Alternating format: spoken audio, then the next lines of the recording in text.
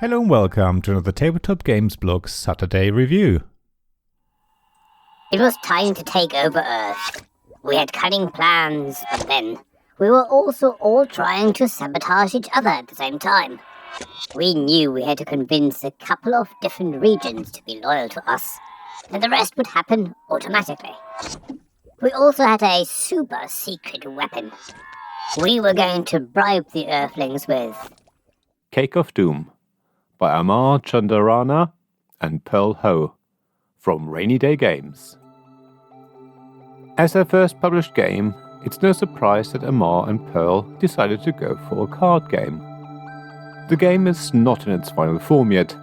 The rules and components for Cake of Doom are pretty much 99% there, but like with every crowdfunding game, some tweaks may yet be implemented, and there's still a certain amount of card artwork to be completed. I guess it won't surprise anyone if I say that Cake of Doom is very much like many other card games. After all, it's very hard to reinvent the wheel in a genre that's already quite mature.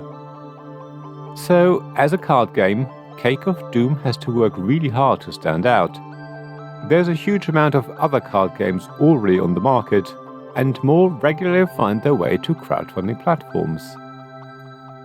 In Cake of Doom, there are two decks of cards. The Cake cards, which you use to take control of a region of Earth, and the so-called Mischief cards, which allow you to somehow interfere with other players or block them from doing so. Everyone starts with a mix of these different types of cards, which remind me a little of Exploding Kittens. On your turn, you can play any number of Mischief cards to steal cards from other players or otherwise mess with them. Next, you bid on a region. That's the core of the game. You have to control two regions of Earth and the Doom region to win the game. Each region requires a minimum amount of cakes before it can be controlled. If another player already owns the region, you have to bid more cakes than the owning player played originally. So it gets harder and harder to steal regions from other players. Also, other players have the opportunity to sabotage you with their cards at this point. Other card games can become quite chaotic at this stage, but Cake of Doom is different. To avoid a huge amount of confusion, there's a very specific turn structure. Players can each only play a single sabotage card to try and stop you. For every sabotage card played, you get the opportunity to block them with one of your block cards. So far though, Cake of Doom feels like quite a common fare. It's not too different from other card games that you may have come across. It'll probably remind you of the aforementioned Exploding Kittens or Flux. Of course, the designers are acutely aware of how much competition they are up against. So Cake of Doom does offer a few things that make it different from other similar games. First of all, every player is randomly assigned a different alien character to play. Each and every one has a different ongoing ability, giving the game an asymmetric twist. Secondly, and I think that's the biggest difference, the number of cards you draw after your turn isn't fixed. Instead, it goes up each round. In the first round, everyone only draws one card. In the second, it is 2, then 3, then 4, and so on until round 10. Not that you're likely to ever get that far into the game. So Cake of Doom starts quite slow and sedate. The clearly defined order of play makes it feel very civilized and ordered. Then, as the rounds go on, everyone will end up with more and more cards. Suddenly, outbidding others with cakes becomes a lot easier. However, you do need to decide if you focus on cake cards or also draw some Mischief cards. After all, Mischief cards keep you safe from other players' interference. Overall though, there is never much chaos in Cake of Doom, despite the randomness of the Mischief cards. You can plan pretty well ahead, which is helped by the fact that Cake and Mischief cards have different backs. So you can immediately see if other players have any Mischief cards left to mess with you or block you. That makes the game much more predictable. Unfortunately, you never feel like you have much agency in Cake of Doom. The game is over very quickly in around 15 to 30 minutes. Given that players only draw very few cards to start with, everyone is heavily reliant on a good starting hand. So you're always just reacting than actively making decisions. Eventually, players will be controlling 2 regions, so everyone else will be doing their best to steal regions from them. Again, you're just doing what you can to stop someone else from winning and not making an active decision. If you're in the lead, you'll only draw K cards.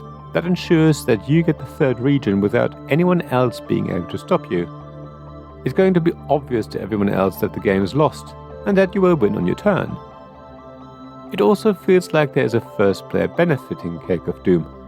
If everyone plays optimally, then the first player is the one who has the first shot at winning the game. So, Cake of Doom isn't for me. A game like Flux is much more my thing. As random as this game often is, it does give players more control. You can try and plan ahead. If you keep certain cards and build up your hand over a number of rounds, you can finish and win the game in a single turn. Bad luck may stop you from getting there, but you still feel like you have agency. You feel like you can do something to increase your chance of winning.